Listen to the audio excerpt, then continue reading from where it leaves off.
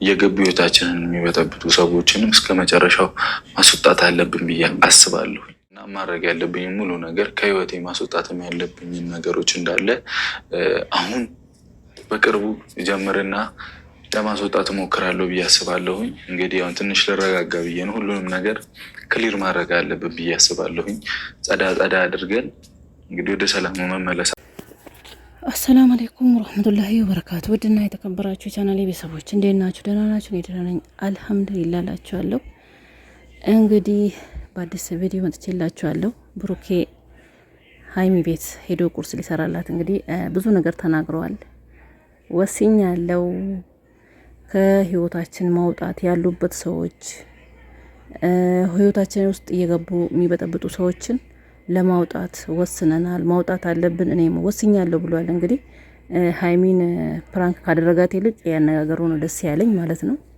መወሰን አለብህ ሀይሚዬም አንተም ሁለታችሁም ካሁን በኋላ ትልቆች ናችሁ። ቤት ይዛችሁ ትዳር ይዛችሁ ወልዳችሁ ብዙ አላማ ያላችሁ ስለሆናችሁ ሰው በማላችሁ መግባት የለበትም።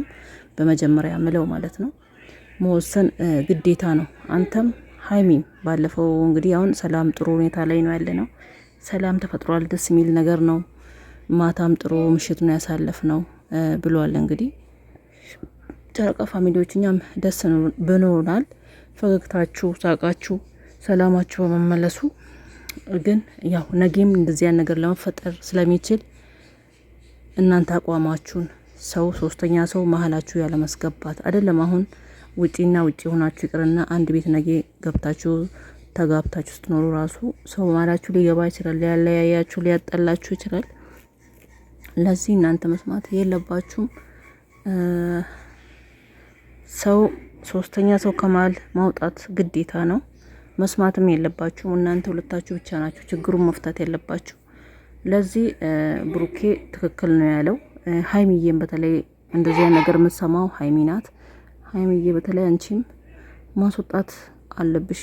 ያለ መስማት ነው ያለብሽ። የሰው ነገር፣ የሰው አነጋገር፣ የሰው አሉባልታ ብሩኬ እንደዚህ ነው፣ ከሴት ጋር ነው፣ በዚህ ወጣ፣ በዚህ ገባ ሰው እያለች ሲመጣ አንቺ መስማትና ማዳመጥ የለብሽም። እንግዲህ እንደዛ ነው ምለው እኔ።